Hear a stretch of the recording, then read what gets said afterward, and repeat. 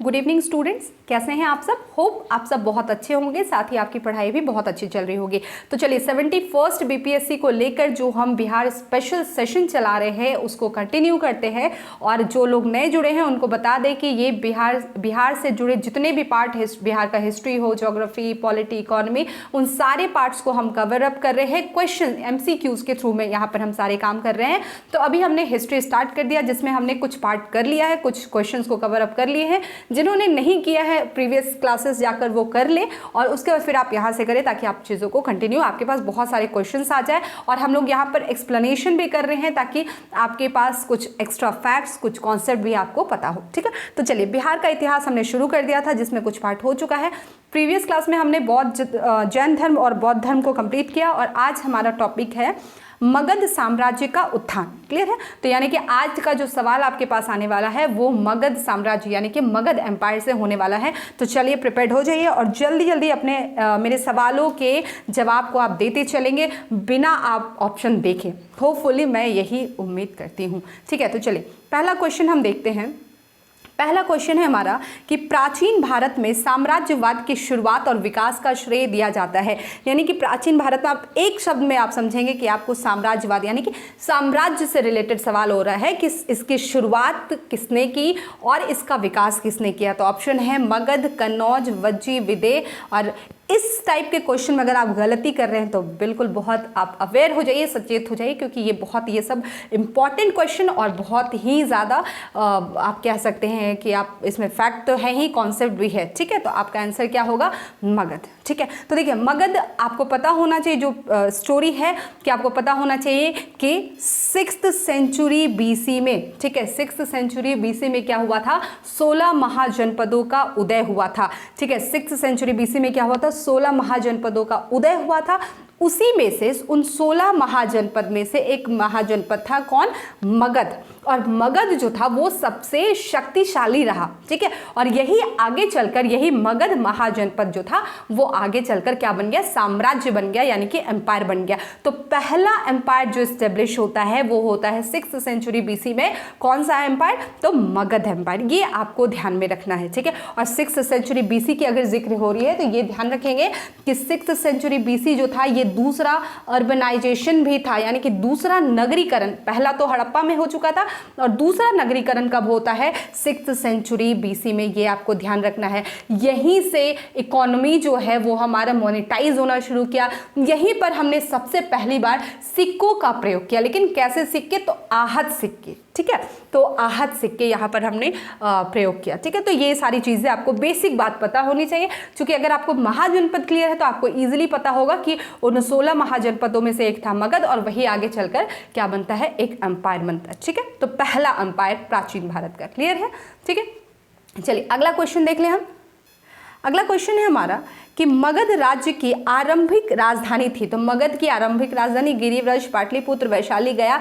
और बिल्कुल नहीं कंफ्यूज होना है, आंसर क्या होगा? गिरिव्रज। ठीक है, ऑप्शन में आपको ये भी ब्रैकेट में डाल दिया, यानी कि इन तीनों में से कोई भी नाम थे, एक ही नाम है। एक कुछ पुराने नाम है और कुछ नए नाम है। जैसे आज हम राजगीर के नाम से जानते हैं, उसी को पहले राजगृह या गिरिव्रज के नाम से जाना जाता है। तो ये आपको ध्यान में रखना है। ठीक है, तो प्रारंभिक राजधानी, तो मगध का जो पहला जो राजधानी बना वो कौन बना? गिरिव्रज बना। क्लियर है? ये सारी चीजें कॉन्सेप्ट क्लियर होनी चाहिए। ठीक है, चलिए अगला क्वेश्चन देख लें हम। देखिए अगला क्वेश्चन क्या कह रहा है यहाँ पर। अगला क्वेश्चन है कि महाभारत तथा पुराणों के अनुसार मगध का सर्वप्रथम राजवंश था। तो आपको क्वेश्चन क्या पूछा जा रहा है कि मगध का सर्वप्रथम राजवंश, पहला राजवंश जो था वो कौन सा था? तो बृहद्रथ वंश, शिशुनाग वंश, नंद वंश या फिर हर्यंक वंश। तो आंसर क्या होगा? बृहद्रथ वंश। तो मगध का पहला वंश जो यहाँ पर पूछा जा रहा है वो कौन है? बृहद्रथ। ठीक है, एक चीज़ और आप ध्यान रखेंगे, क्योंकि यहाँ पर आपके पास ऑप्शन में बृहद्रथ है तो आपने ये किया, लेकिन बाय द वे मान लीजिए यही क्वेश्चन पूछा गया, ये ऑप्शन में आपका नहीं दिया गया, ये है कोई एक और वंश ऐड कर दिया गया और हर्यंक वंश भी है। तो अगर ऑप्शन में ये नहीं होगा तो आप टिक आउट किसको करेंगे? हर्यंक वंश को। ठीक है, तो चूंकि आपके पास यहाँ पर ऑप्शन में बृहद्रथ है तो आपने बृहद्रथ वंश को ही सही टिक करके आना है। क्लियर है? ये आपको ध्यान रखेंगे, पहला वंश। ठीक है, चलिए अगला क्वेश्चन देख लें हम। अगला क्वेश्चन है कि मगध जनपद का संस्थापक था। मगध का संस्थापक कौन था?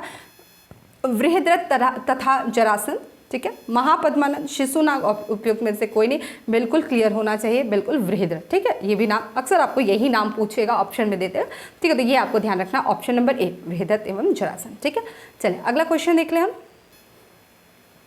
अगला क्वेश्चन है मगध साम्राज्य का वास्तविक संस्थापक था। मगध का वास्तविक संस्थापक कौन था? बिंबिसार, महापद्मानंद, शिशुनाग या फिर जरासंध। तो आपका आंसर क्या होगा? बिंबिसार। आपका आंसर क्या होगा? बिंबिसार। तो एक चीज आप ध्यान रखिएगा, जब भी किसी के नाम में भी अगर आपको, जैसे आपने ये भी पढ़ा होगा कि जैन धर्म का वास्तविक संस्थापक कौन, तो हम कहते हैं महावीर स्वामी। तो इट मीन्स कि महावीर स्वामी ने जैन धर्म को उत्कृष्ट की तरफ बढ़ाया, मतलब उसका विकास किया, उसको लोगों तक पहुंचाया, प्रचार प्रसार किया, तो इसलिए हम उनको क्या कहते हैं? वास्तविक संस्थापक। तो यहाँ पर अगर बिंबिसार को एज अ शासक ये पूछा जा रहा है कि मगध साम्राज्य का वास्तविक संस्थापक कौन था? बिंबिसार। इट मीन्स कि बिंबिसार ने क्या किया था यहाँ पर? उस वंश को, मगध साम्राज्य को आप कह सकते हैं, तो मगध साम्राज्य की बात करें तो उसकी उत्कृष्टता को बढ़ाई, उसको विकसित किया। तो क्या किस तरह से विकसित किया? तो एक चीज आप ध्यान दीजिएगा कि बिंबिसार प्राचीन भारत में ये पहला राजा हुआ जिसने स्थायी सेना का निर्माण किया। इससे पहले किसी ने भी स्थायी सेना का निर्माण नहीं किया था, तो ये पहला राजा था जिसने स्थायी सेना का निर्माण करवाया। इसीलिए इसको हम क्या कहते हैं? मगध का वास्तविक संस्थापक कहते हैं, क्योंकि इसके बाद और ये क्या होता गया? ग्रो ही करता गया। ठीक है, ये आप ध्यान रखेंगे बिंबिसार के बारे में। ठीक है, ये सवाल पूछता है। ठीक है, और यही सवाल मेडाइवल में पूछेगा तो फिर वहां चेंज हो जाएगा। तो ध्यान रखेंगे, आप शब्द को ध्यान रखेंगे कि प्राचीन भारत में पूछ रहा है तो हम बिंबिसार को करेंगे आंसर। ठीक है, अच्छा एक चीज ध्यान रखिएगा, बिंबिसार का जिक्र हो रहा है तो बिंबिसार मगध साम्राज्य का क्या है? वास्तविक संस्थापक। इसके साथ ही साथ बिंबिसार को हर्यंक वंश का भी संस्थापक कहते हैं। ठीक है, तो हर्यंक वंश का संस्थापक पूछेगा तो बिंबिसार, मगध साम्राज्य का वास्तविक संस्थापक पूछेगा तो बिंबिसार। क्लियर है? और बिंबिसार का ही बेटा था अजातशत्रु, ये ध्यान रखिएगा। ठीक है, चलिए इतनी बातें आपको ध्यान में रखनी है। ठीक है, अगला क्वेश्चन देखते हैं हम। बिंबिसार एवं अजातशत्रु किस वंश के थे? इसमें अगर आपके पास ऑप्शन ना भी हो तो भी आप आंसर क्या कर सकते हैं? यहाँ पे कर सकते हैं हर्यंक वंश, शिशुनाग वंश, नंद वंश, या इसमें से कोई नहीं। तो आपका आंसर क्या है? हर्यंक वंश। आपका आंसर क्या होगा? हर्यंक वंश। ठीक है, क्लियर है ये? तो अच्छा, अभी मैंने जिक्र किया कि बिंबिसार का बेटा था कौन? अजातशत्रु। तो दोनों क्या है? हर्यंक वंश से रिलेटेड है। ठीक है, अच्छा अजातशत्रु के बारे में एक चीज जान लीजिए कि अजातशत्रु ने अपने पिताजी की हत्या की। ठीक है, इनकी हत्या करके इसने राजगद्दी को आप कह सकते हैं हड़पा था। ठीक है, इसको आपको ध्यान रखना है। इसने राजगद्दी को कैसे हड़पा था? अपने पिता की हत्या करके। ठीक है, इसीलिए अजातशत्रु को पितृहंता भी कहते हैं। पितृहंता मीन्स पिता की हत्या करने वाला, क्योंकि इसने अपने पिता की हत्या करके राजगद्दी को अपनाया था, इसीलिए इसको हम क्या कहते हैं? पितृहंता। क्लियर है? ठीक है, ये आपको ध्यान रखना। दूसरा एक चीज आप और ध्यान रखेंगे कि बिंबिसार का एक उपनाम भी बिंबिसार को माना जाता है श्रेणिक के नाम से। तो अगर आपको पूछे कि श्रेणिक उपनाम किसको दिया गया तो बिंबिसार को, और अजातशत्रु को बोला जाता है कुणिक। ठीक है, तो श्रेणिक ये, और अजातशत्रु कुणिक, और अजातशत्रु को पितृहंता भी कहते हैं। क्लियर है ये? ठीक है, अगले क्वेश्चन की तरफ बढ़े। चलिए अगला क्वेश्चन देखिए। अगला क्वेश्चन है कि मगध साम्राज्य का उत्कर्ष प्रारंभ हुआ किसके कार्यकाल में? तो जरासंध, अजातशत्रु, चंद्रगुप्त मौर्य या बिंबिसार के तो अनडाउटली यहाँ पे आप, मतलब निस्संदेह आप यहाँ पे बोल सकते हैं बिंबिसार के शासनकाल में, क्योंकि बिंबिसार ने ही इसको उत्कृष्टता की तरफ आगे बढ़ाया और इसने पहली बार स्थायी सेना का क्या किया था? निर्माण किया था। क्लियर है? इसको ध्यान रखना है। नेक्स्ट क्वेश्चन की तरफ बढ़े हम। अगला क्वेश्चन देखते हैं हम कि बिंबिसार ने किस राजकुमारी के साथ विवाह किया था। ठीक है, तो यहाँ पे कुछ राजकुमारियों के नाम है, कौशल देवी, चेलना, क्षेमा। अच्छा, कहीं कहीं खेमा भी लोग लिख देते हैं, तो आपको घबराना नहीं है, क्षेमा हो या खेमा। ठीक है, या उपयुक्त में से सभी। ठीक है, तो आपका आंसर क्या होगा? उपयुक्त में से सभी, यानी कि कौशल देवी से भी विवाह किया, चेलना से भी और क्षेमा से भी। और देखिए उस समय में खास करके इस तरह जो विवाह होते थे, बहुत सारे विवाह, इसका अगर मूल कारण बोला जाए तो वो पॉलिटिकल होता था। पॉलिटिकल रीजन की वजह से ये लोग क्या करते थे? शादियां इतनी सारी करते थे, क्योंकि कहीं ना कहीं इन्हें डर होता था कि किसी क्षेत्र से कि भाई अगर उस क्षेत्र का इंसान मेरे पे हमला कर दे, हो सकता है उस क्षेत्र को जीतने में मुश्किल आए, तो वो लोग क्या करते थे? फिर वहां पर संबंध जोड़ लेते थे, रिश्ता कायम कर लेते थे, ताकि उनको आगे कभी भी किसी तरह की कोई दिक्कत परेशानी ना हो। तो वही एक कूटनीति का पार्ट, आप डिप्लोमेसी कह सकते हैं यहाँ पर, ये एक डिप्लोमेटिक तरीका हुआ अलग अलग क्षेत्र को अपने अंदर में रखने का, ठीक है। तो इन्होंने तीनों से विवाह किया। अच्छा, एक कुछ बेसिक बात आप जान लें, जैसे कौशल देवी की अगर हम बात करें तो कौशल देवी जो थी ये यूपी के थी, ठीक है, क्योंकि कौशल नरेश की बेटी थी ये, ठीक है। और इनका ये जो थी कौशल देवी, ये प्रसेनजीत की बहन थी, ठीक है, ये आपको ध्यान में रखना है, कभी कभी पूछता है, ठीक है। दूसरा अगर नाम जो हम जिक्र करें, चेलना जो थी ये लिच्छवी की राजकुमारी थी। तो देखिए लिच्छवी कहाँ, बिहार में, ठीक है। तो ये लिच्छवी की राजकुमारी थी। और ये जो चेलना नाम आप देख रहे हैं, इसी का बेटा था अजातशत्रु, जिसने बिंबिसार की हत्या की थी, ठीक है। ये आपको ध्यान रखना है, क्योंकि चेलना इसलिए इंपॉर्टेंट हो जाता है क्योंकि इन्हीं का बेटा फिर आगे चलकर ये राजा शासक बनता है, राजा बनता है। क्लियर है, ये ध्यान रखना है, इन्हीं का बेटा था अजातशत्रु। क्लियर है। और अगला नाम जो आप देख रहे हैं छेमा, यानी कि ये पंजाब से थी। तो अब आप समझिए कि बिंबिसार ने कहाँ कहाँ, बिहार, यूपी, पंजाब, तो इनको कहीं ना कहीं इनको भय होगा या और भी कई राजनीतिक कारण होंगे जिसकी वजह से इन्होंने क्या किया, इन सबको भी अपने में मिला लिया। क्योंकि अब ये रिश्तेदार हो गए, दामाद हो गए, तो फिर यहाँ पर उनको डर कम रहता था, डर नहीं रहता था, ठीक है। तो ये कारण होते थे अलग अलग जगह पर शादियाँ करने के, ठीक है। अगला क्वेश्चन देख लेते हैं। अगला क्वेश्चन कह रहा है कि बिंबिसार ने ब्रह्मदत्त को पराजित कर कौन सा राज्य जीता, ठीक है। अंग, कौशल, वज्जी, अवंती, ठीक है। तो आपको आंसर जानना है अंग, ठीक है। तो बिंबिसार ने क्या किया, ब्रह्मदत्त को पराजित किया, ये इंपॉर्टेंट है, लेकिन उससे भी इंपॉर्टेंट है कि इसको पराजित करके उसने कौन सा राज्य जीता था, तो अंग। आपको ये भी पूछ सकता है कि बिंबिसार ने अंग राज्य जो जीता था वो किसको पराजित करके जीता था, तो भी आपको ये नाम क्या करना है, याद रखना है, ब्रह्मदत्त को पराजित करके उन्होंने अंग राज्य को जीता था। क्लियर है यहाँ तक, ठीक है। चलिए अगला देख लें हम। अगला क्वेश्चन है, हर्यंक वंश का दूसरा शासक था, पता ही है आपको, अजातशत्रु, उदय, नागदशक और शिशुनाग। तो आंसर क्या होगा, अजातशत्रु, क्योंकि पहला कौन था हर्यंक वंश का, बिंबिसार ने ही हर्यंक वंश की स्थापना की थी। क्लियर है। तो बिंबिसार ने स्थापना की थी, मैंने क्या बोला कि बिंबिसार का बेटा अजातशत्रु, उसने अपने पिता की हत्या करके राजगद्दी अपनाई थी, तो दूसरा शासक कौन हो गया, अजातशत्रु हो गया। क्लियर है ये, ठीक है। अगला क्वेश्चन देख लें हम। अगला क्वेश्चन देखिएगा।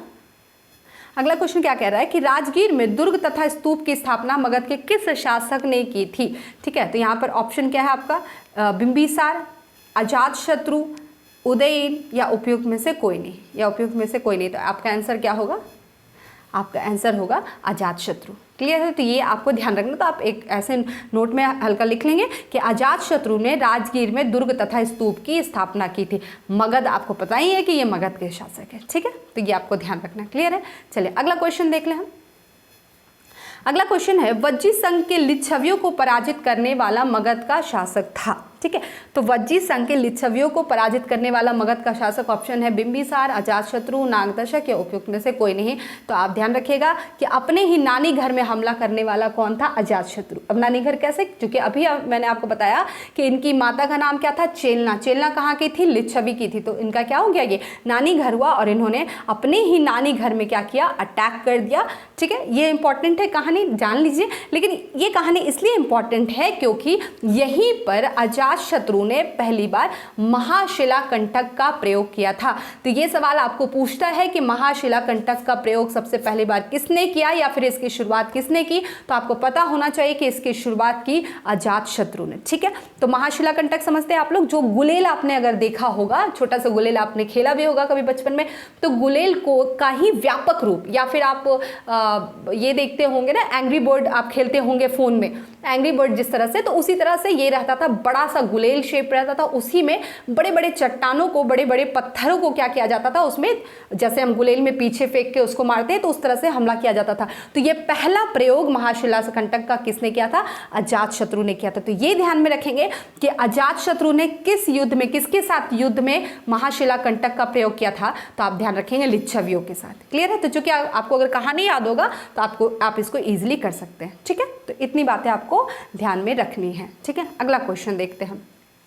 अगला क्वेश्चन है कि अजातशत्रु के साथ प्रेम संबंध के लिए चर्चित नर्तकी आम्रपाली कहाँ की थी। ठीक है, तो आम्रपाली के बारे में पूछ रहे हैं, कहाँ की थी, कौशल की थी या फिर चंपा, वैशाली या फिर पाटलिपुत्र। ठीक है, तो आपका आंसर क्या होगा, आपका आंसर होगा वैशाली। क्लियर है। तो आम्रपाली एक ध्यान रखेंगे, आम्रपाली एक प्रोस्टिट्यूट थी और इनसे रिलेटेड और महात्मा बुद्ध से रिलेटेड एक बहुत ही फेमस कहानी है जो आपको पता भी होगी, नहीं पता है तो आप सुन लीजिए कि आम्रपाली ने एक बार महात्मा बुद्ध को निमंत्रित किया अपने घर में। तो महात्मा बुद्ध तैयार हो गए और वो जाने लगे आम्रपाली के घर। तो महात्मा बुद्ध के एक बहुत ही परम शिष्य थे आनंद, जिनका नाम आपने पढ़ा होगा।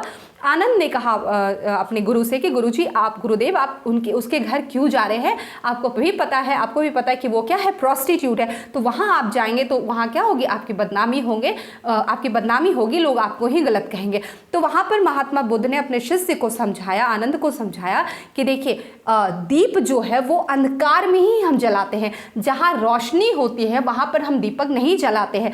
तो चूंकि वहाँ अंधकार है, अंधकार मतलब वहाँ पर अज्ञानता है, और दीप जलाना मतलब वहाँ पर ज्ञान की रोशनी प्रकाशित करना। तो ये कहा महात्मा बुद्ध ने कि अंधेरे में ही रोशनी की जाती है, दीपक जलाकर रोशनी में रोशनी नहीं किया जाता है।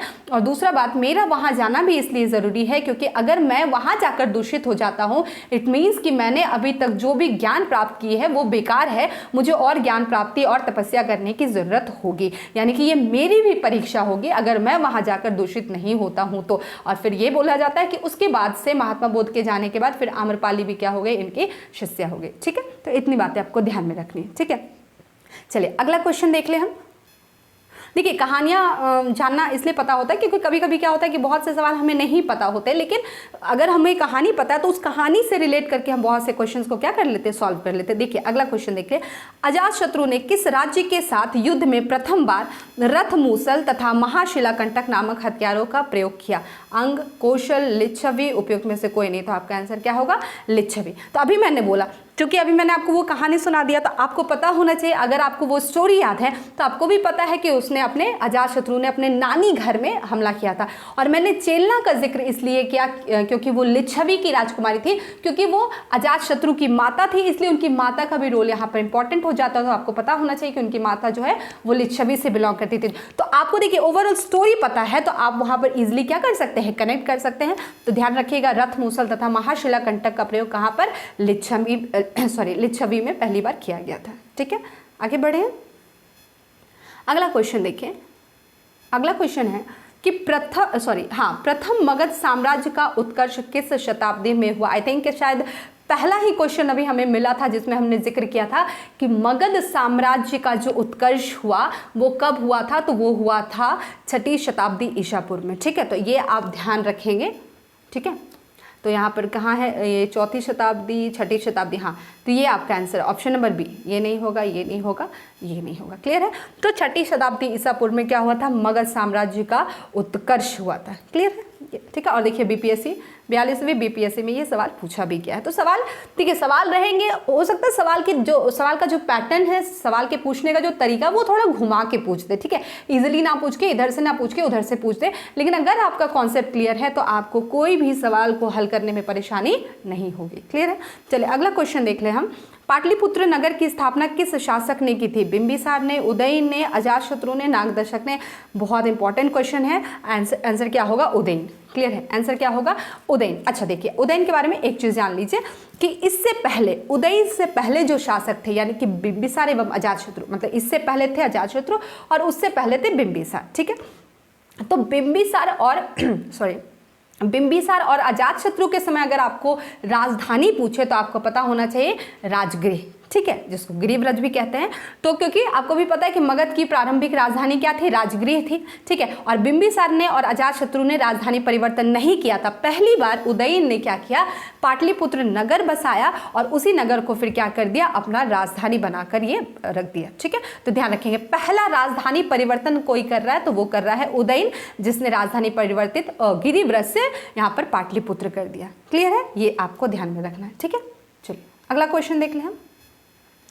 अगला क्वेश्चन है कि किस राजा ने पाटलिपुत्र को सर्वप्रथम मगध की राजधानी बनाया? ठीक है, ऑप्शन क्या है आपका, उदयन, बिंबिसार, धनानंद, अजातशत्रु? कोई टफ क्वेश्चन है क्या? नहीं, उदयन ने, क्योंकि उदयन ने पाटलिपुत्र नगर को बसाया। ये भी अगर पूछेगा तो ध्यान रखिएगा उदयन ने, ठीक है। और वही क्या कर रहा है, पहली बार सर्वप्रथम राजधानी उसने पाटलिपुत्र बनाया, पहले गिरिव्रज थी, ठीक है। चलिए अगला क्वेश्चन देख लें हम। अगला क्वेश्चन है हर्यंक वंश का अंतिम शासक था उदयन, नागदशक, अनिरुद्ध या फिर मुंडक, या फिर मुंडक। तो आपका आंसर क्या होगा, नागदशक। अच्छा एक बात आप ध्यान रखेंगे कि जब भी आप कोई भी वंश पढ़ रहे हैं, इंपॉर्टेंट वंश जब भी पढ़ रहे हैं, तो सबसे पहले कि उसका पहला राजा कौन था ये आपको याद रखना है। चाहे वो किसी लायक था या नहीं था, लेकिन आपको नाम याद रखना, वो इंपॉर्टेंट हो जाता है। उसके बाद जो आखिरी राजा होता है, जो लास्ट होता है, ठीक है, जो लास्ट राजा होता है वो भी आपको याद रखना है। भले ही वो कितना ही खराब ही शासक क्यों ना हो, आपको याद रखना, याद इसलिए रखना है क्योंकि वो आखिरी राजा रहता है और उसको कोई रिप्लेस कर रहा होता है। तो जो उसको रिप्लेस कर रहा होता है उसका भी नाम आपको याद रखना, क्योंकि यहाँ एक ट्रांजिशन हो रहा है, एक मतलब वंश जो पूरा का पूरा क्या हो रहा है, बदल रहा था। आपको ये भी पता होना चाहिए कि आखिरी शासक उसको किसने रिप्लेस किया, उसको मारा या जो भी किया, उस वंश को किसने रिप्लेस किया, तो ये आपके लिए इंपॉर्टेंट हो जाता है। और इस पहले और आखिरी के बीच में जो इंपॉर्टेंट होते हैं वो तो आपको पढ़ना ही है, ठीक है। तो पहला और आखिरी तो आना ही आना चाहिए, पता होना ही चाहिए, ठीक है। तो हर्यंक वंश का अंतिम शासक कौन था, नागदशक। क्लियर है, ठीक है। चलिए अगला क्वेश्चन देख लेते हैं हम। अगला क्वेश्चन है आपका कि हर्यंक वंश के उपरांत मगध पर किस वंश की सत्ता स्थापित हुई। तो देखिए यहाँ पर आए ना, स्विच हो रहा है क्योंकि यहाँ पर, तो ऑप्शन क्या है, शिशुनाग वंश, नंद वंश, मौर्य वंश या उपयुक्त में से कोई नहीं, उपयुक्त में से कोई नहीं। तो आपका आंसर क्या होगा, शिशुनाग वंश। यानी कि हर्यंक वंश के बाद कौन सा वंश स्थापित हो रहा है, शिशुनाग वंश। तो आपको ये जो एक नंबर वाइज, सीरीज वाइज जो है वंश, वो आपको याद होना चाहिए। क्लियर है। चलिए अगला क्वेश्चन देख लें हम। अगला क्वेश्चन है कि सर्वप्रथम मगध के किस शासक ने गिरिव्रज के अतिरिक्त वैशाली को भी अपनी राजधानी बनाया। तो सिंपल, ये क्वेश्चन थोड़ा अजीब सा पूछ दिया गया। यहाँ पर मेनली आपको ये जो पूछा जा रहा है कि वैशाली को अपनी राजधानी सर्वप्रथम मगध के किस शासक ने बनाया। तो देखिए अभी तक आपने एज अ राजधानी परिवर्तन, अभी जो क्वेश्चन हम पढ़ रहे थे उसमें तो अभी तक हमने नहीं पढ़ा कि वैशाली को भी किसी ने राजधानी बनाया। तो पहले हम आंसर जान लेते हैं, फिर इसको हम एक्सप्लेन करेंगे। ऑप्शन क्या है, कालाशोक है, उसके बाद है आपका नागदशक, उसके बाद है महापद्मनंद, उसके बाद है शिशुनाग। तो आपको याद रखना है शिशुनाग, ठीक है। अब यहाँ पर थोड़ा हम रुकते हैं और कुछ चीज़ों को नोट डाउन कर लेते हैं। देखिए, और मैं फिर बोल दूं कि मैं बार बार नोट डाउन इसलिए करने बोलती हूँ क्योंकि जब आप फिर से इस क्वेश्चन को रिवाइज करेंगे ना, तो वहाँ पर आपको फिर कॉपी खोलने के लिए समय नहीं लगाना पड़ेगा। आप यहीं पर आपके पास नोट्स होंगे, आप इसी क्वेश्चन के थ्रू बहुत सारे आंसर्स को यहाँ पर सॉल्व कर सकते हैं, ठीक है। तो ये ध्यान रखना। अब देखिए, राजधानी परिवर्तन की बात अगर हम मगध की करें तो पहले याद रखिएगा मगध की पहली राजधानी क्या थी, तो वहाँ पर राजगृह थी, ठीक है। पहला परिवर्तन कौन कर रहे थे, तो अभी हमने पढ़ा उदयन ने पहला परिवर्तन किया, उन्होंने राजगृह से राजधानी क्या बना लिया, पाटलिपुत्र। पहला परिवर्तन, ठीक है, क्लियर करते चलेगा। दूसरा परिवर्तन अभी हमने पढ़ा, किसने किया, शिशुनाग ने किया। किसने किया, शिशुनाग ने दूसरा परिवर्तन किया और उन्होंने क्या किया कि राजधानी पाटलिपुत्र से बदलकर क्या कर लिया, वैशाली, ठीक है। पहला परिवर्तन उदयन, राजधानी पाटलिपुत्र। दूसरा परिवर्तन शिशुनाग ने, राजधानी वैशाली। इसके बाद एक और परिवर्तन होता है, किसने किया, शिशुनाग का ही बेटा था कालाशोक, ठीक है।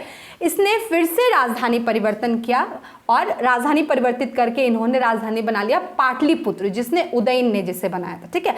यानी कि पहले पाटलिपुत्र, फिर शिशुनाग ने वैशाली, उसके बाद कालाशोक ने फिर उसको क्या कर दिया, बदल के पाटलिपुत्र कर दिया। अच्छा, अब उसके बाद आपको टेंशन नहीं लेना है क्योंकि उसके बाद कालाशोक ने जो राजधानी परिवर्तन किया यहाँ पर, उसके बाद से मगध में वही राजधानी रहा, किसी भी तरह का राजधानी परिवर्तन यहाँ पर नहीं होता, ठीक है। तो लेकिन ये 3 राजधानी परिवर्तन आपको कंठस्थ होना चाहिए।